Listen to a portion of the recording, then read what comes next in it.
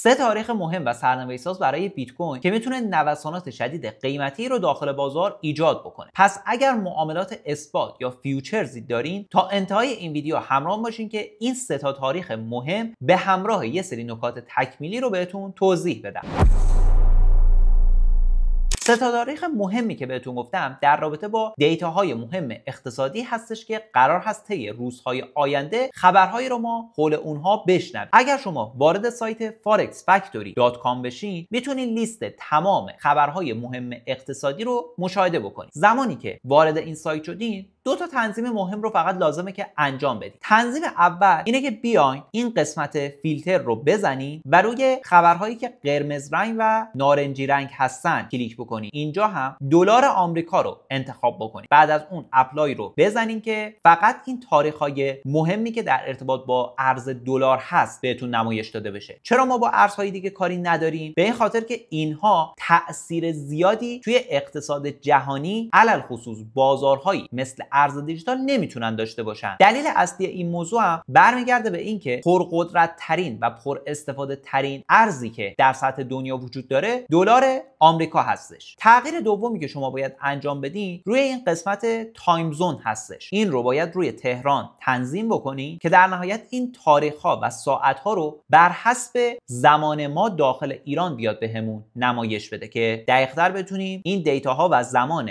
دقیق انتشارشون رو متوجه بشیم. حالا این دیتا های مهم چی هستن؟ اولین دیتا و اولین خبر مهم برمیگرده به جلسه فدرال رزرو که قرار هست 10 دسامبر برگزار بشه. اگر وارد سایت CME گروپ هم بشین متوجه میشین که یه تایمری اینجا گذاشته که داره بهمون نمایش میده که جلسه بعدی فدرال رزرو کی قرار هستش که برگزار بشه. اگر نگاه بکنین اینجا در حال حاضر بهمون داره میگه که 88% احتمال این وجود داره که توی جلسه بعدی فدرال رزرو که تاریخ 10 دسامبر هستش ما کاهش نرخ بهره رو داشته باشیم. حالا این کاهش نرخ بهره یا افزایشش یا ثابت موندنش اصلا چی هستش؟ چه تأثیری میتونه توی بازارها داشته باشه؟ فرض بکنید که الان نرخ بهره توی آمریکا مثلا 4% هستش. اینجا چند تا سیاست میتونه اتفاق بیفته. یه سیاست اینه که جلسه برگزار بکنن، بیان دیتاهای اقتصادی رو بررسی بکنن، ببینن که حال اقتصاد چی هستش، بر اساس اون بگن که آقا این نرخ بهره 4% ثابت بمونه. یه حالت دیگهش اینه که بررسی بکنن ببینن که حال اقتصاد خوبه، تورم رو تونستن با ابزار نرخ بهره کنترل بکنن و در نهایت پله پله بیان این نرخ بهره خودشون رو کاهش بدن که توی جلسات ماه‌های اخیر هم این اتفاق افتاده. در واقع زمان بحران کرونا فدرال رزرو اومد نرخ بهره خودش رو نزدیک به 0 گذاشت و این موضوع باعث شد که پول پاشی توی اقتصاد اتفاق بیفته. زمانی که این موضوع رخ داد باعث افزایش تورم توی جامعه آمریکا شد و بعد از اون بودش که تقریبا توی سال 2022 فدرال رزرو اومد تهاجمی عمل کرد. نرخ بهره رو همینجوری بالا بردش که بتونه تورم رو کنترل بکنه. از بعد از اون اگر شما جلسات رو مدام پیگیری کرده باشین متوجه میشین که جلسات حول این میچرخیده که تورم رو بیان چک بکنن، دیتاهای اقتصادی رو بیان چک بکنن ببینن حال اقتصاد چی هسته که یا نرخ بهره ثابت بمونه یا اینکه بیان نرخ بهره خودشون رو کاهش بدن. و حالا ما توی جلسه آتی که برای فدرال رزرو داریم با احتمال 88% که این احتمالاً از صحبتایی که مطرح شده، از دیتاهای اقتصادی که مطرح شده نشأت میگیره، این احتمال رو میدیم که نرخ بهره کاهش پیدا بکنه. حالا حواستون به یه موضوع مهم باشه. زمانی که نرخ بهره 25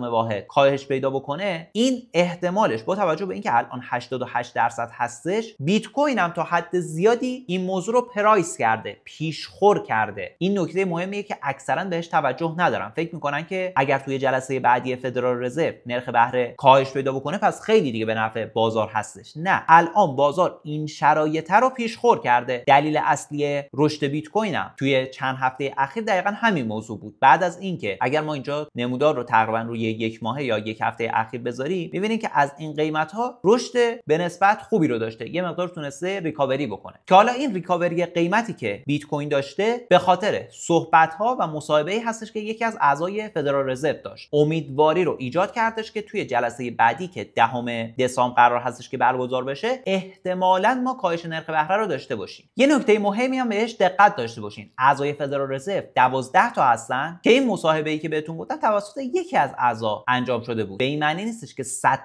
قرار هستش که این اتفاق رخ بده. پس اگر توی جلسه بعدی فدرال رزرو برخلاف انتظار بازارها ما کاهش نرخ بهره رو نداشته باشیم، یعنی نرخ بهره همینجوری ثابت بمونه، عملا این به شدت به ضرر بازار هستا، باعث میشه که بازار تمام این مسیری که رفته دوباره رو به پایین حرکت بکنه. این نکته خیلی مهمیه. حالا موضوع مهمتری که باید بهش توجه داشته باشین اینه که یک کنفرانسی هم بعد از تعیین نرخ بهره قرار هستش که برگزار بشه. اگر دقت بکنید میبینین که همون تاریخ 10 دسامبر هستش که توی اون کنفرانسه در واقع صحبتایی که مطرح میشه، مخصوصا خود پاول که رئیس فدرال رزرو هست، صحبتایی که مطرح میکنه احتمالات برای جلسه بعدی فدرال رزرو رو میاد مشخص میکنه. اگر نگاه بکنین جلسه بعدی قرار هستش که 28 ژانویه برگزار بشه. الان با احتمال خیلی بیشتر میبینین که این گزینه روی میز هستش. پس در عمل هر صحبتی که اونجا مطرح بشه یا هر دیتای اقتصادی که بعد از اون منتشر بشه میتونه جلسه بعدی فدرال رزرو که 28 ژانویه هست رو تحت تاثیر قرار بده. حالا چه دیتاهای اقتصادی قرار هستش که تو این بازه زمانی منتشر بشه؟ یکی از دیتاهای مهمی که قرار هست تو این بازه زمانی منتشر بشه، دیتایی هستش که اینجا براتون مشخص کردم که در واقع میاد دیتای اشتغال توی آمریکا رو به ما نمایش میده. این دیتا به غیر از بخش کشاورزی هستش. چرا حالا بخش کشاورزی جزء این دیتا حساب نمیشه؟ به این خاطر که شغل‌هایی که توی حوزه کشاورزی هست به صورت فصلیه. به یک باره ممکنه که توی یه فصل افزایش پیدا بکنه، توی یه فصل کاهش پیدا بکنه. ولی اینجا میاد این دیتاهای اقتصادی رو با حذف کردن بخش کشاورزی کامل بهمون نمایش میده. این دیتا خیلی خیلی تاثیرگذار و مهم هست از این جهت که فدرال رزرو میاد نگاه میکنه ببینه که وضعیت اشتغال توی آمریکا چجوریه، رو به رشد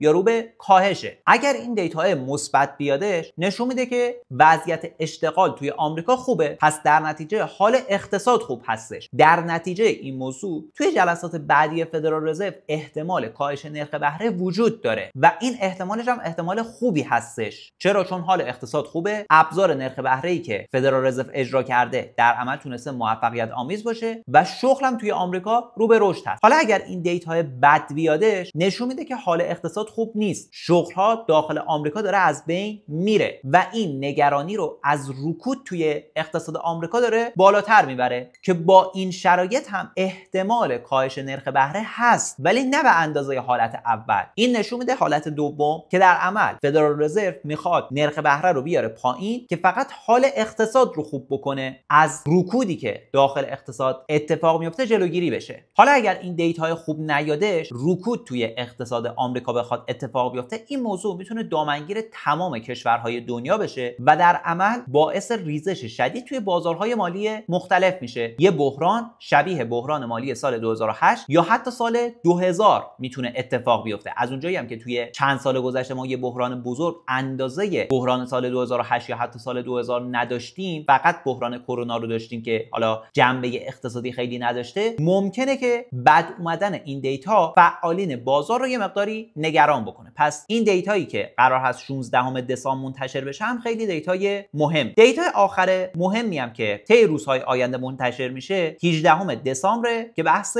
کور سی پی آی رو به ما نمایش میده. در واقع نشون میده که تورم الان شرایطش به چه صورت هستش. اگر تورم مطابق پیش بینی بیادش، در عمل نشون میده که ابزار نرخ بهره‌ای که فدرال رزرو اجرا کرده موفقیت آمیز بوده. ولی اگر تورم بالا بره، یه سری نگرانی ها رو ایجاد میکنه که ممکنه فدرال رزرو دوباره بیاد نرخ بهره خودش رو یا ثابت نگه داره یا افزایشش بکنه که بتونه بحث تورم رو کنترل بکنه. پس این سه تا تاریخ به شدت برای ما مهم هستن و پیشنهاد میکنم که دیتاهای اونها رو داخل سایت فارکس فکتوری حتما بررسی بکنید. این دیتاها نه تنها روی بازار ارز دیجیتال تاثیرگذار هستن، بلکه روی بازار سهام‌های بین‌الملل، بازار فارکس، طلا، دلار، روی تمام بازارهای مالی بزرگ و شناخته شده دنیا تاثیرگذارن. رفتاری هم که سرمایه‌گذاران بزرگ یا اونهایی که توی ETF های بیت کوین و اتریوم سرمایه‌گذاری انجام میدن هم وابسته به همین دیتاهای اقتصادی و در واقع حال اقتصاد هستش. اگر نگاه بکنین توی چند وقت گذشته خروجی ها از سمت ETF های بیت کوین به نسبت زیاد بوده. حالا یه مقداری این اواخر مثبت شده، ولی اگر نگاه بکنین این چند چند روز آخر یه مقداری منفی شده، یه مقدار مثبت شد ولی دوباره منفی شد، چون یه سری نگرانی ها داخل اقتصاد ایجاد شدش، مخصوصا تزریق پولی که شبانه فدرال رزرو به یه سری از بانک ها انجام داد، یه سری نگرانی ها رو تو بین فعالین بازار ایجاد کردش که ممکنه بحران اقتصادی مثل سال 2008 بخواد تکرار بشه، دومینوی ورشکستگی بانک ها و این تزریق پول چند میلیاردی هم که توی استوری ها براتون گذاشتم و فدرال رزرو چند شب پیش انجامش داد، یه نگرانی این شکلی هم داخل بازار به وجود آورده که ممکنه ما یه رکود اقتصادی رو پیش رو داشته باشیم یا ترکیدن یه حباب قیمتی رو داخل بازارهای مالی، مخصوصا به واسطه بحث هوش مصنوعی که توی چند سال اخیر خیلی ترند شده، ممکن هستش که سال 2022 داشته باشیم. به خاطر این موارد در حال حاضر ببینین که ورودی های ETF ها به اندازه ماه‌های گذشته دیگه نیستش. می‌بینین اینجا چقدر ورودی ها مثبت بوده، ولی الان توی چند هفته اخیر مدام خروجی ما از ETF ها داشتیم. تا زمانی هم که ETF ها شرایطشون این شکلی نشه، این شکلی شرایط مثبتی رو نداشته باشن، ما نمیتونیم امیدوار به این باشیم که بیت کوین بیاد سقف‌های جدید قیمتی رو ثبت بکنه. همونجور که توی ویدیوی تحلیلی قبلی هم بهتون گفته بودم، این رشد هایی که بیت کوین در حال حاضر داره فقط فرصت خروج هست. حالا تا کجا میتونه بیت کوین رشد بکنه؟ دو تا محدوده رو بهتون گفته بودم. یکی محدوده 95 تا 97 هزار دلار که یکی از مقاومت های پیش روی مهم بیت کوین هست، یکی هم محدوده 105 تا 107 هزار دلار. در صورتی که بیت کوین بیاد بالای محدوده 105 تا 107 هزار دلار کندل تثبیتی بزنه، یعنی این مقاومت رو رد بکنه، ما مطمئن بشیم که این مقاومت قیمتی رد شده، این محدوده دیگه به عنوان حمایت بیت کوین عمل بکنه، اون موقع هستش که میتونیم بگیم بیت کوین میتونه برای سقف‌های جدید قیمتی پیش بره. ولی تا قبل از اون فقط و فقط فرصت خروج هستش. هر ارز دیجیتالی که تو این بازه زمانی، مخصوصا ریزشی که توی چند هفته اخیر برای بیت کوین اتفاق افتاد، رفتین خریداری کردین، حتما از این فرصت‌های خروجی که داخل بازار اتفاق میفته استفاده بکنین، نقدینگی لازم رو داشته باشین که زمانی که بازار خواست که پایینی بزنه، یک کاهش قیمت شدیدی رو تجربه بکنه، اونم در صورتی که این دیتاهای اقتصادی و این سه تا تاریخ مهمی که بهتون گفتم بد اومدش، در نهایت شما نقدینگی لازم رو داشته باشین که توی محدوده های پایینی، مخصوصا محدوده 74 تا 75 هزار دلار، بتونین یک پله خرید ارزهای دیجیتال خودتون رو انجام بدین، چون اون محدوده میتونه یکی از محدوده های طلایی من و شما برای خرید کردن باشه. از اونجاها اگر شما بتونین خریدتون رو انجام بدین، یه رشد تقریبا 25 درصد 30 درصد میتونین رو خود بیت کوین و رو ارزهای دیگه هم متوسط 30 الی 50 درصد میتونین سود خوبی رو دریافت بکنین. حالا کدوم ارزهای دیجیتال میتونن برای اون ریزش احتمالی گزینه‌های خوبی باشن؟ قاعدتا مهمترین ارز همون ارز بیت کوین هست، کم ریسک ترین ارز دیجیتال بازارم به حساب میاد. به عنوان گزینه دوم ما میتونیم اتریوم رو بگیریم توی این ریزش، به این خاطر که هم ETF داره، هم این که توی چند شب گذشته یه آپدیت مهمی روی شبکه انجام شد، در عمل سرعت تراکنش‌ها و کارمزدشون رو کاهش دادش که این موضوع هم تاثیر زیادی توی بلند مدت میتونه روی اتریوم داشته باشه. دوباره اتریوم میتونه رشد بیشتری رو به نسبت بیت کوین توی این رشدش تجربه بکنه. باز به عنوان یه ارز دیجیتال کم ریسک میتونیم سولونا، ترون یا حتی BNB رو مشخص بکنیم. ارز دیجیتال دیگه‌ای هم که میتونین توی این ریزش نیم نگاهی بهش داشته باشین، ارز دیجیتال